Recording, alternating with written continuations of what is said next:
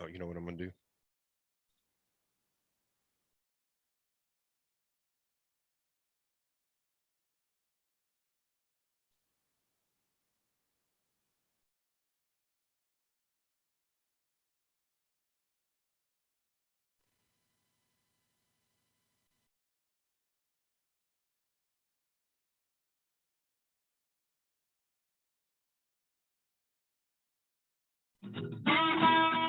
Hey there, truckers. Welcome to Redneckanize. All things trucking and then some.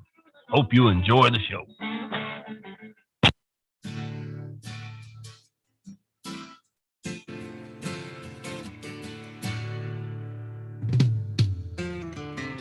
The preacher man says it's the end of time, and the Mississippi River, she's a going dry.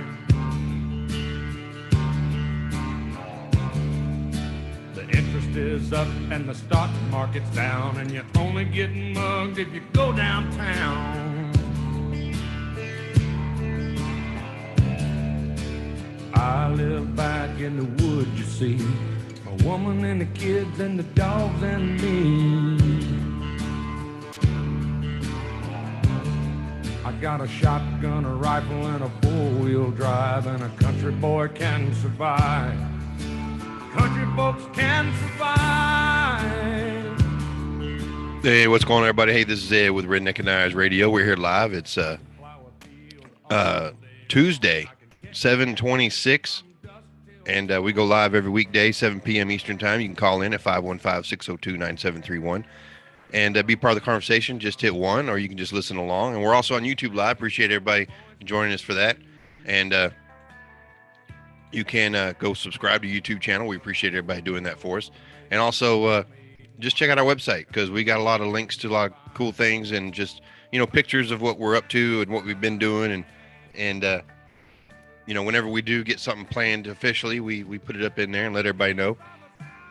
But we're just down here on the radio show doing talking about trucking stuff, and then of course just talking about things on the road and what's going on, and listen to some good music. We came from the West Virginia coal mines and the Rocky Mountains and the western skies, and we can skin a buck, we can run a trot line, and a country boy can survive. Country folks can survive. So the economy is all in the news, here in the last few months or whatever like that. And of course, it's so funny because the media just leans to the left so much. And of course, now we got, the leftist Democrats are in charge, that when the numbers look bad, everybody's like, well, they're not that bad. They're not that bad. It's like, we're not doing, I mean, this is not an economy in recession. Are you kidding me? We're doing great and everything. So I was like going down the highway last night, and this song came on the radio, and I'm like, man, this song is exactly what's going on right now. Talking about people getting hurt, and it's because of the economy and because of the powerful people. And it's like the people that are actually surviving, the people that don't care, they just get up every day and do the same thing, and that's the old country people. Like I said, country boy can't survive. I always said all the time, when like environmentalists or any kind of like elite rich person always talks about how, hey, I can, what are we going to do? This economy is bad. We need to do something. We need to do something like that. And I always say, it doesn't bother me. If I lose my job, I can go get another job. I'll do whatever it takes to work. Or if, I got to, I'll go out and I'll get my own food. I'll build my own fishing pole or whatever I need. It's like I may not know exactly how to do it, but I'll figure it out. I'm not going to give up. And that's what, it's like country boy can't survive kind of thing, and you see that, that's exactly what we're facing these days is all these elitists out there saying, I can fix it. I know what I'm doing. I can fix it. Just trust me. And we're going to spend some more money. And it's like, dude, stop that. Stop spending money. It's actually, if you just stop spending money, then the economy will start doing a whole lot better, because then you open it up the doors to everybody just doing what they need to do. Let's drill where we need to drill. Let's build what we need to build. Right now, the economy is on the brink right now because they're afraid that China is going to invade Taiwan. Taiwan is like 95% of all the superconductors in the world are made in Taiwan. And so now they're saying if China takes over and gets those superconductors, then they'll be in control of all that. We can't let that happen. So they're all freaking out.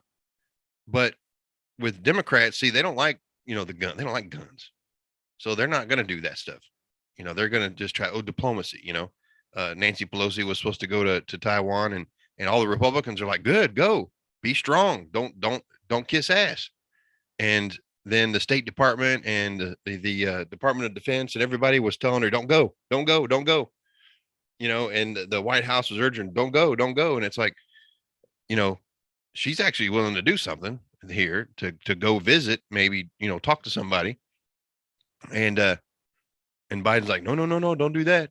don't tick them off, And so one of those foreign policy experts, I forgot which one it was, and he wasn't even, it was on one of these other news outlets that I watch, and he actually came on there and he said, actually, China's doing a really, really smart thing, because they're actually trying to make their own superconductors right now, which means they're making them in China where you can't really get to them. They're theirs. They make them. They're not as good, but they are knockoffs, and they're making superconductors. And then they're threatening to invade Taiwan. Now, unless the United States Navy surrounds Taiwan and says, you ain't getting over here, unless we arm them like that, then they're just going to keep like saying, we're thinking about it. We're thinking about it. Well, what that does is, if the United States doesn't act, then he says that the strategic thing to do was for Taiwan to microwave and nuke like their whole superconductor supply. Like, just go ahead and flick the EMP or whatever and just fry them and make them useless. That way the Chinese can't get to them. And he says, and that really benefits China, because if China is one of the only other countries making superconductors, then once Taiwan fries all their superconductors, then where do you go to get superconductors? You got to buy them from China. So he's like, China's going to win either way.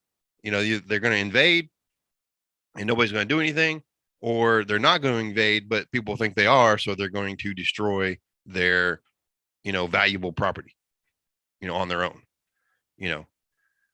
so, man, isn't that crazy? Something like that, man. It's something crazy. All kinds of stuff. So, but other than that, what are you going to do? So there was a couple articles about truck driving and what about the economy and everything like that. So I figured I'd dive into that a little bit. And before I go any further, I want to thank one of our great sponsors, and that is Load to Ride Transportation. You can check them out at ltrtransportation.com. And there they are right there.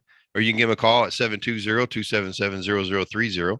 Great little trucking outfit based out of Denver, Colorado. And all the drivers I talk to say they're drop dead busy over there. They got plenty to do, and they're running good miles, and everybody seems to be pretty happy over there. So there's you can see some pictures of them, their trucks and their people, and they got some good stuff. You can, like I said, check them out online, ltrtransportation.com, Load to Ride Transportation. Appreciate all their support for Redneckanize, and it's pretty awesome. We're all excited about that. And so let's see what I was doing. What was the other? So there's another one that just came out. Number one song on what's the name of that? Is it iTunes? I think. Yeah, iTunes. So here's the number one song right now.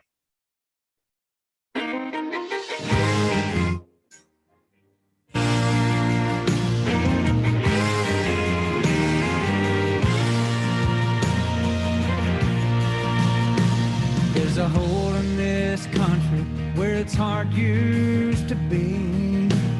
No glory is divided on fire in the street. They say building back better, make America great. If that's a wave of the future, all I've got to say, stick your progress where the sun don't shine. Keep your big mess away from me and mine. If you leave us alone, well, we'd all be just fine. Stick your progress where the sun don't shine. Yeah, this is John Rich right here. So yeah, John Rich, remember from Big and Rich? They invite the whole world to come live in our land and leave our countrymen dying in Afghanistan. They say let go of Jesus, let government say you can have back your freedoms if you do what we say. Stick your progress where the sun don't shine. Keep your big mess away from me and mine. If you leave us alone, well, we'd all be just fine. Stick your progress where the sun don't shine. Shut down our pipelines and they shut down our voices. Shut down our main streets and they shut down our choices. They ban us all over, but it's all over now. 'Cause we figured it out. We ain't backing down. Stick your progress where the sun don't shine. Keep your big mess away from me and mine. If you leave us alone, well, we'd all be just fine. Stick your progress where the sun don't shine. Where the sun don't shine. Where the sun don't shine. Where the sun don't shine. So yeah, that's John Rich from Big and Rich, and that's the #1 song on iTunes just over the weekend. So that's the kind of stuff that's going on right now, and he's just talking about really it's a lot of the culture war stuff he's diving into there, and then of course spending money and everything like that. So yeah. So I want to dive into this this article. It's on Axios. I remember other commentators and on news media and everything talking about this website, and I think this is one of those, I don't know, just seems like I remember Ben Shapiro saying one time one of the reporters was just a total crap. So, they do a lot of different things, and it's got a lot of different sections. I'm looking up there, like their different sections, and like they break it down to like different politicians, different movements, different like they got even here Black Lives Matter movement, immigration. And then you come down here to the world and it says Ukraine, China, Afghanistan, Iran, Russia, Israel. They all break it all down. And it says science, space, extreme weather, energy and environment, climate change, climate truths, alternative energy, oil companies, electric vehicles. So yeah, they got it all, don't they? But anyway, in this article here, it says what trucking tells us about the economy. And I've always heard it when I listen to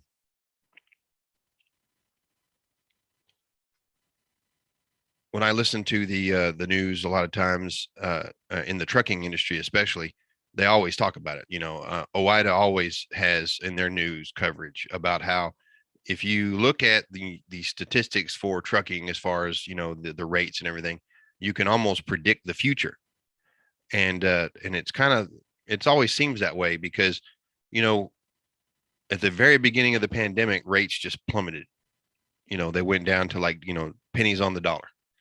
And and then you saw like right toward when we were coming out of everything, you know, rates were sky high, you know, and freight was sitting. They couldn't get enough drivers in there. Well, what happened is a surge came around where a bunch of trucks said, you know what, let's go out there, let's get some trucks, you know, and then they couldn't get trucks. Next thing you know, you can get $200,000 for $100,000 truck and went up $200,000. And then the manufacturers, they didn't have any trucks, so you couldn't buy any new trucks.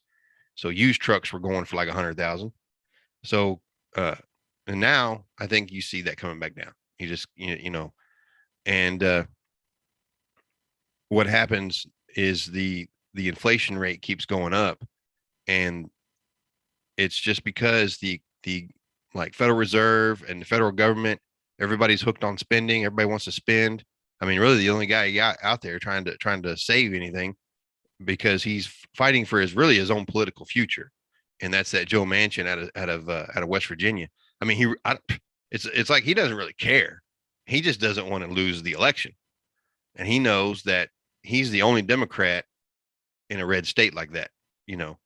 And it's so funny to me because what's going to happen is you're going to see most of these Democratic or these Democrats that got voted in as senators or Congress in like the purple or red states, you know, kind of like down there in Georgia where you know both senators ended up being Democrat and everything. They're just going to get wiped clean. I don't care what the polls say. They're going to go down. They're going to go down hard, and it doesn't even matter. It doesn't even matter. The whole country right now is just mad at the Democrats because that's who's in control, and you're going to see it. You're going to see it. They're just going to go down. And I could be wrong, but you know that's my opinion. Is not only, I mean, it could be. This could be if the media was actually fair, you could be like, you know, there could be like 75 Republican senators in the Senate by next term, because you know, if they were fair and covered it, because you got Fox News covering inflation and covering crime, and you got CNN covering January 6th hearings. I mean, you flip the channels back and forth. That's what you see, you know, and that's kind of what I do to try to get a balance of what's going on in the world is I flip back and forth like instant, like just don't watch something 1 hour and watch something the other hour. Go back and forth and see, you know, and I even noticed that CNN goes to commercial way more often than Fox News does. You know, that's amazing to me. MSNBC is just a list. MSNBC just has commercials with a couple of minutes of news in between. I mean, they just always at commercial. It's just if you actually sit there with and I did that a little bit. I had, you know, a clock in front of me and just looked at the minutes, and yeah, they're always at commercial. So yeah, check it out. If you don't believe me, go check it out for yourself. It's crazy. So this article here, let's see what they say, because according to a lot of people that, you know, I listen to, they say this is kind of like a far left leaning kind of thing. So let's see what they say. It says sky high freight rates are falling, pinching truckers' income. And that tells an important story about what's going on in the economy overall. Why it matters: nearly every good consumed in the US is put on a truck at some point. Right now, there are hints of a slowdown in demand. Meanwhile, supply has been stabilizing as a flood of new truckers entered the industry to cash in on the ultra lucrative boom that sent paychecks soaring. And, you know, that's what happens. And anytime the rates go up, you know, there's a lot of people that kind of, you know, they kind of milk toast around a little bit, and then they see a boom, and next thing you know, they're hiring, you know, 5 to 10 drivers with, you know, they got trucks sitting. Some people, I mean, I've known truckers that, like, actually, you know who it is? It's like mechanics. Like I've known a couple of mechanics that own trucks, and they'll run those trucks when it's good. And then when the rates go down and they can't get a really good rate, they'll park them and they won't run them because they're older trucks. They maintain them. They're mechanics. So they keep them up that way. But if it gets too expensive and then the rate, if you can't just call the guy up and say, if he's got to fight for the rate, then he just parks the truck. He don't care, and you're like, what about the driver? I mean, that's business, that's the motto of Redneckanize, nothing personal, just business, and he doesn't look for that, $100,000 a year driver anyway. In fact, there's a lot of drivers that do that as well, where, they live out there, just country boy can't survive, right? They live out there back in the woods, and, they grow their own food, and they hunt, and they make their own wine. And every now and then they get a phone call saying, hey man, can you haul this load, up to Nebraska for me? And I'll pay you good money. And he makes good money, and he don't have to work for another, month or two. I mean, that's just the way they live. And when I was working in the training department, people would come in, new drivers. They never driven a truck before. They're brand new students. They go out with a trainer. They're hunky dory happy. They get their own truck, and they pretty much will just live in the truck and live off their cash advance. That's all they care about. They don't care about anything else. And you, as the supervisor in the office, I gotta crack a whip to get them to do what I need them to do. I said, listen, here's the deal. The company says you got to run at least 8,000 miles a month to keep your benefits and to keep your job as a full-time job. If you don't do that, then they will park you and take the truck from you and only let you work so often. So if you want to stay in that truck and keep that truck, that's what you need to do. And I had drivers like, sure, no problem. So they would like, so how many am I, and they would get 8,000 miles a month, and they would, go home, take some time off, get out of the truck, or they would, just piddle around and decline freight, and say, oh, it's unsafe, and all that. That's what they did. They didn't care. There's people out there, and you know what? They're survivors. That's what they do. So when you try to, lucrative, yeah, there's people out there that'll just sit on their hands and wait for the rates to go up, and they'll come out there and work real hard, make a lot of money. And then as soon as rates go back down, they're done. They'll get out. They won't even worry about paying any kind of taxes or anything. They're the one, they make their money and they run. So yeah, that's possible. It continues on here. It says, between the lines, much like the debate around the broader economy, freight watchers largely fall into two camps.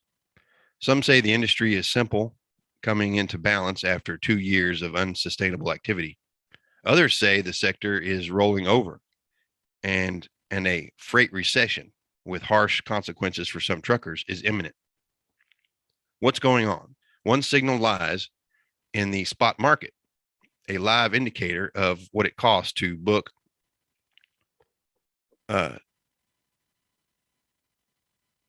it says to book the load capacities on a truck.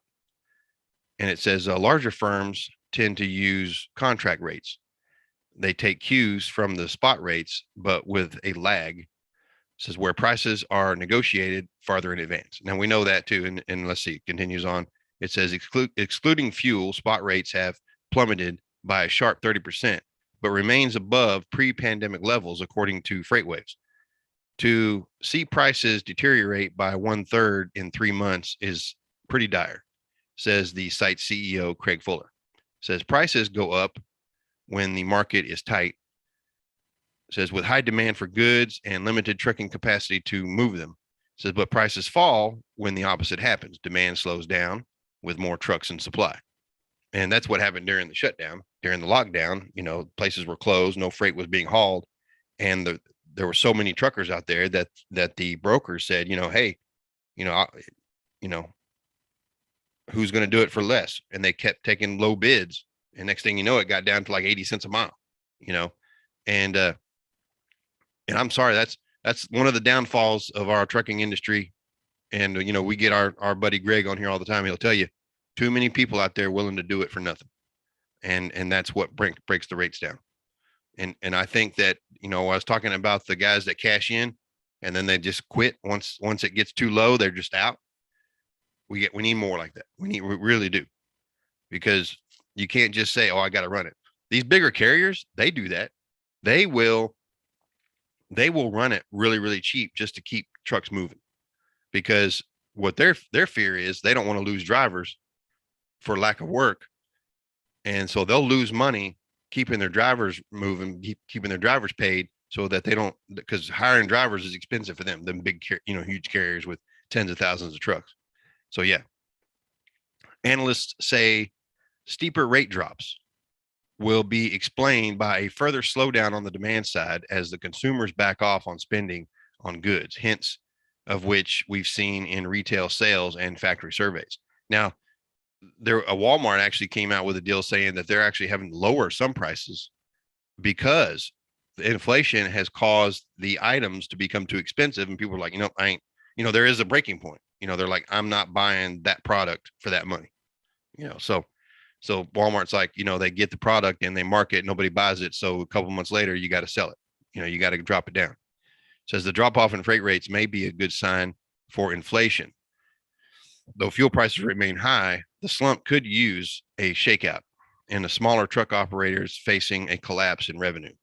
Says high fuel costs have been running in their, says, how fuel costs have been running in their face. Prices have been falling and they have a high cost of operation. That's not a good combination for staying in business. And that says Jason, Seidel, a freight analyst at Cohen. And it says what they're saying. It says we had a freight recession in 2019 and 2015. Did that mean that people were losing jobs at an alarming rate? Companies were going bankrupt left and right? Not necessarily, says Stifel analyst Bruce Chan.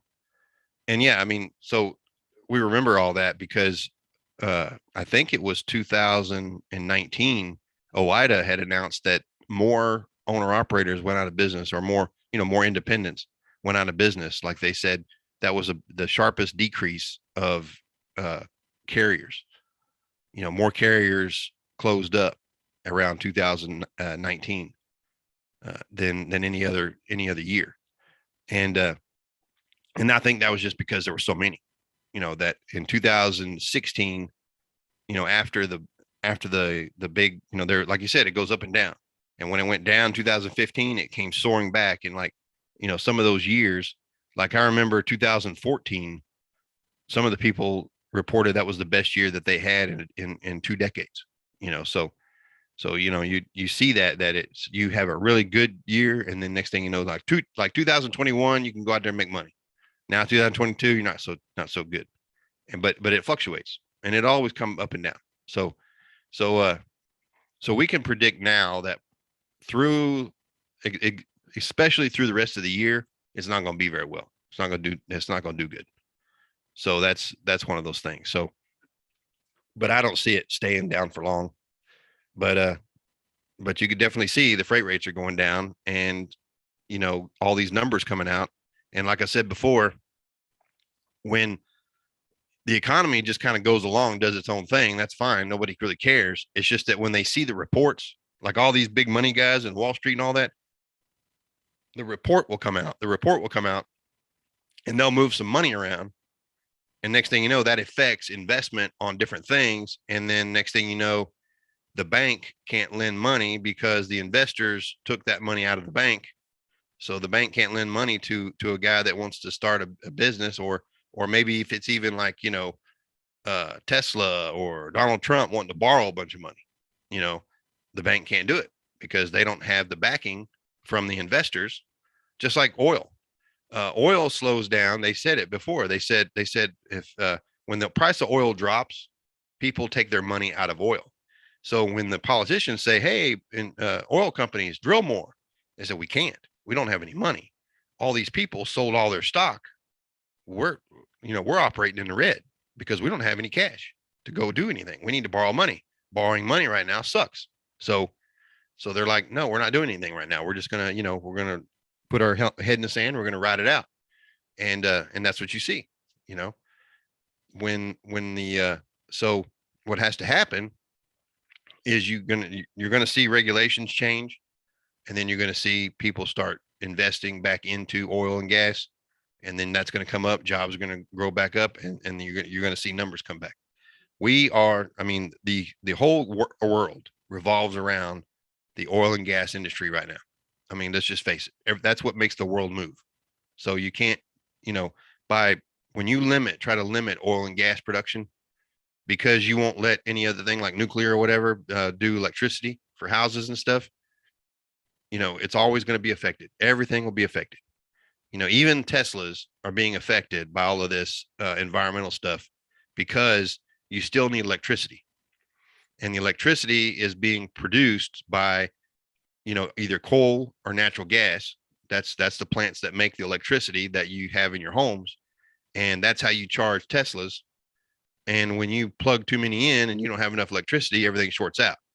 So this winter might be pretty rough because when they shut things down or they have a slowdown, people need heat.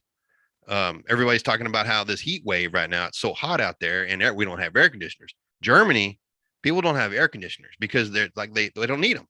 They might need them, for a week or two, once a year, and that's it. They don't need air conditioners all the time. Well, now they need them, but now there's none to be had. So, and the government says, no, you can't have them because we're environmental friendly here and that's bad for the environment. So there you go. So yeah, it's that's what, we know for a fact that when you bring in this hard left agenda of slowing down natural gas and oil, that's what slows the economy down. That's exactly what it does. So the bottom line is in earnings call this week, the country's biggest trucking firms confirmed that the pandemic era gravy train has slowed, yet none pointed to a catastrophic slowdown. Well, of course, because it's not. I mean, people still going to HEB, people still going to the grocery store, people still going to Walmart, people still, dude, I was at the beach. Beach is packed. People are out there going, I mean, they're having a ball. And they got all kinds of stuff. They got the shade cloth and the ice chests and the beer, and they're out there cooking and everything. So no, ain't nobody hurting. Nobody hurting.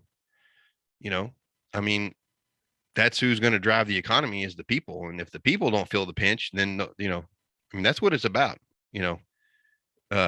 Here where I live, there are refineries and they're still doing, I mean, it's not like a big problem. They're just having to buy their oil from another country and the prices go up, and you see prices go up. Here it's only like unleaded is only like $3.40 a gallon, which is pretty low, and it's kind of come down on that too. It's the other states where it's really high, where they have a lot of regulations, and there's a lot of cost to doing business. And if you live in California or New York or any kind of big city like that, even Florida, you're going to have some high gas prices. But here it's so funny because they're one of the big owners of all of the oil reserve, like the land and oil mineral rights. There's a bunch of landowners that own the rights to the oil. So as the oil gets drilled, they make money. And it so happens they live in one part of the county over here, and those gas stations always have the lowest price gas. And it's weird to me. I was like, wonder if it's because they live on that county and or that business is on that county and those people live over there and they funnel money, or I don't know what it is, but it's always cheaper over there. And it's like, well, it costs more money to get, because it's like actually over there by the water, and there's no refinery over there. You got to truck it in from somewhere. So it's like, that's not, I don't know. It just don't make no sense to me. I just thought it was funny that the family that gets all this money from the oil reserves, they live over here. And if you go to the Walmart within 2 miles of that area, the gas is always cheaper there. I don't know, unless they own the Walmart. I don't know. They could, I guess. It says there's little pockets of softness that really weren't anticipated, Landstar CEO James Crowell told analysts. And it says adding two-step verification. No, that's not. What am I looking at? And that's it. Yeah, it says the bottom line, if in earnings calls this week, the country's biggest trucking firms confirmed that the pandemic era gravy train has slowed down, yet none pointed to a catastrophic slowdown. It says there's little pockets of softness that really weren't anticipated, and that's it. I mean, that's the Landstar CEO, which means that he's like we knew it was going to slow down. We just didn't think it was going to be that bad, but it wasn't really that bad. It's like that's what it all boils down to. But yeah, this article was pretty interesting. I just always like it when these kind of like political or mainstream websites do an article about trucking, and it really it they kind of touched on a couple of things. I would have thought that uh, it's kind of this right here just makes you say, these CEOs and all of these like so-called industry trucking experts and all that, how the hell you get that job? Because you don't know what the hell you're talking about. Like I said, we're just out here surviving, and we know what's going on. And when things go sour, we just park the truck. That's what we should be doing. We should be, if you can't, like trucking, you should have a truck paid for. You should have it where it's sitting there and you can, it's a tool, and you shouldn't have a lot of expenses for that tool. You shouldn't, and I mean, like I used to be an owner operator, and I got out of it because I'm not that good of a mechanic. And I was like, this, as the truck gets older, you're gonna have to work on the truck, and you know what? Paying somebody to work on it is expensive. So you got to be able to work on it. And so I would always say the best owner operator are those guys that can work on their own truck, and everything, all their expenses are pretty much covered. And then they always know that, if the rate goes down to where I can't make good amount of money and pay my bills, then I'll just park the truck. And that's kind of what needs to happen. More and more of that needs to happen. Good stuff. So just like the song says, country boy can't survive. So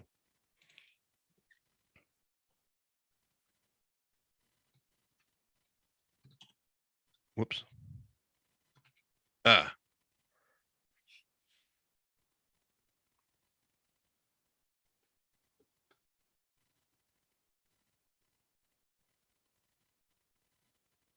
So here's another one that I thought was always interesting. Oh, you know what?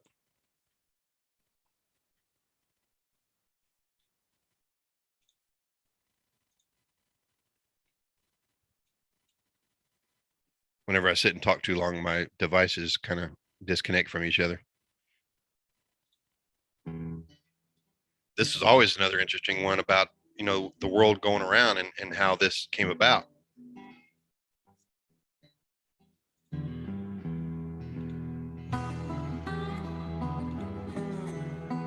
So I think this came out about the same time that Country Boy.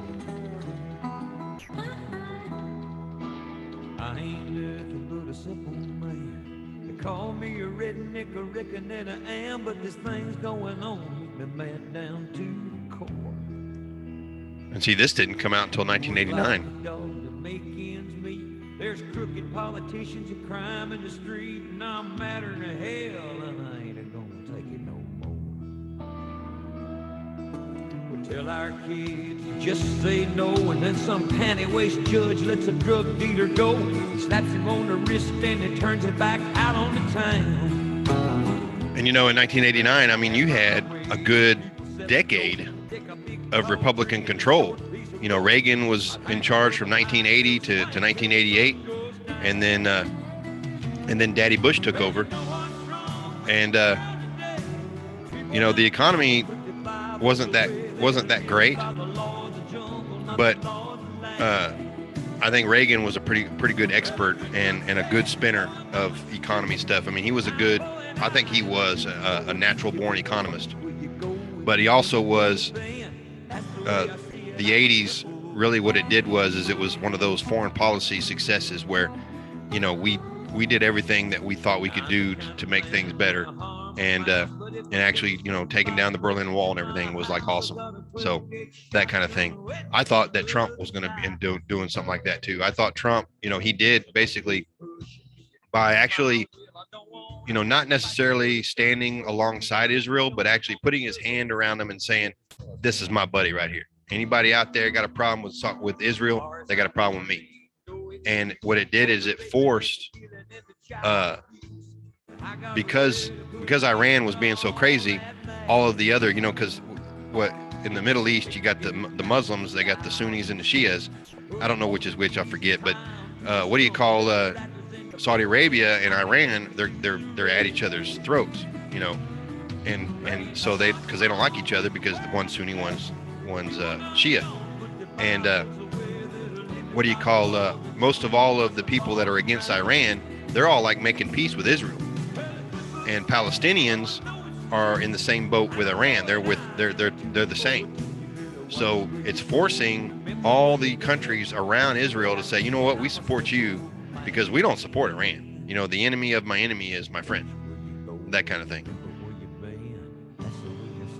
And so this came out in 1989, and you know, we were kind of just coming out of all the bad stuff. So Charlie Daniels technically was a little late to the party, but and then of course, you know, the 1990s when so it was 1992 that what do you call 1992 was when Clinton got elected, and of course 90 seconds. A couple of years after that was when the internet boomed, and that was really what everything soared off the internet, you know. But you know, computers were coming out in the 80s, and that was one of the big things that people were getting into, of course, you know, Apple and all that. But as far as that song coming out in 89, that really, you know, things weren't really that bad, you know. I think that Country Boy Can't Survive coming out in 81 was a really big deal, because in 1981 the unemployment rate was between 7 to 10%, and right now we're still under 5. So it ain't that bad yet. Inflation though was pretty high. You know, it got up to 13% at one point in the 79 80s. So we still can reach that. Never know. You know, the politicians have their way wanting to spend money. So that's how it goes. But anyway, like I said, the clock was ticking down. I got to get to work. So I appreciate everybody joining me tonight. Don't forget to go subscribe to our YouTube channel. Appreciate everybody doing that. And you can call us here every weekday, 7 p.m. Eastern time at 515-602-9731. Be part of the conversation. Just hit 1, or you can listen along. We're also on YouTube Live. Appreciate everybody joining us there. And just double check everything here. Good deal. So everything's going great. And so, you know, just keep on keeping on. Don't forget that 10 seconds. Truckers for Hope. Where's that one at? Right here. Truckers for Hope. And let me get over here. So Truckers for Hope is the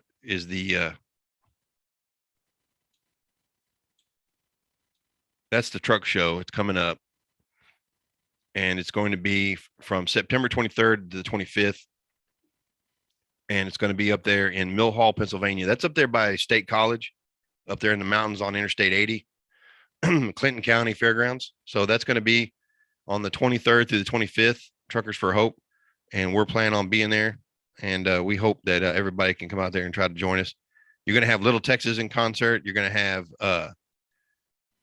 Long Haul Paul and Tony Justice. So right here, Friday night, Long Haul Paul, Tony Justice right there, take the stage. Saturday night, you got fireworks, and then Little Texas. So there you go. And then Sunday, church service, and there'll be a bull ride mania at 2 p.m. and that's your truck show. So yeah, that's how it works. And they got tractor pulls, truck pulls, they got the hay rides, all that kind of stuff. So it's a real, to me, this is a trucker's show. That's what I like to call shows like this, where it caters to the family, caters to the people. It's a trucker's show. We don't expect to get any kind of big time, you know, what do you call booths where you're going to bring in the manufacturers and all that. That's not what's necessary. It's the small guys, and that's what's awesome about it. So check those out. Like I said, it's truckersforhope.com. Yep, truckers and the number 4 hope, truckersforhope.com. And you can get all the details on that. And that's, like I said, coming up in September. We just had the Walcott Truckers Jamboree, so that was pretty interesting. So yep, that's what we're up to. So check us out, redneckanize.com. You can get to cling us all of our great sponsors. One of the sponsors I like to thank going out, and that's Trucker Tools. Trucker Tools app. Go download their app from your app store, or you can check them out at truckertools.com, and they can break it all down to what they got going on. But that's where you can book freight, track freight, and you can actually plan your route and get some fuel stops and Walmart parking, all that kind of stuff. So like I said, go check it out. Download Truckers for Tools at Trucker Tools, Truckers for Tools, Trucker Tools, and download on your app store. And that's the Trucker Tools app, and that's the app for truckers. I appreciate everybody's support. So until next time, bam, that's an awesome song right there. So we're just gonna duck on out of here. Everybody have a great evening out there, and like I said, I'll be back actually Thursday. I'm going to be doing a charity ride for school supplies down here in Corpus. So I'll be doing a YouTube live, though I won't be doing an actual radio show. So we'll be doing that, and I'll be doing some videos on either Facebook or, wherever I can get online. Sometimes I get kicked off of Facebook Live sometimes because of the way the app works or whatever, and then the internet's not that strong, so they just turn it off because it's like you're not getting a good signal, so we're not putting it on there, that kind of thing. So yeah. But I will be back Friday, sit down, regular radio show. So call in, like I said, 515-602-9731. Tiffany for Women of Redneckanize will be here tomorrow, 7 p.m. Eastern time. So check them out. And like I said, it's same number, 515-602-9731. You can get all the details on redneckanize.com. So until next time, you guys stay safe, stay successful, and keep between the ditches. And we'll see you out there on the road. Freedom of the road.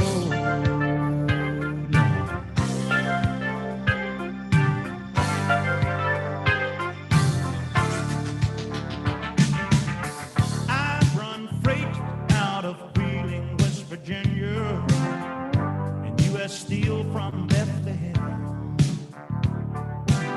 I rolled tobacco out of the Carolinas, California wines into Birmingham. Some people work just to survive, yeah. But up here in this cab, that's when I'm most alive. I'm a prisoner of the highway.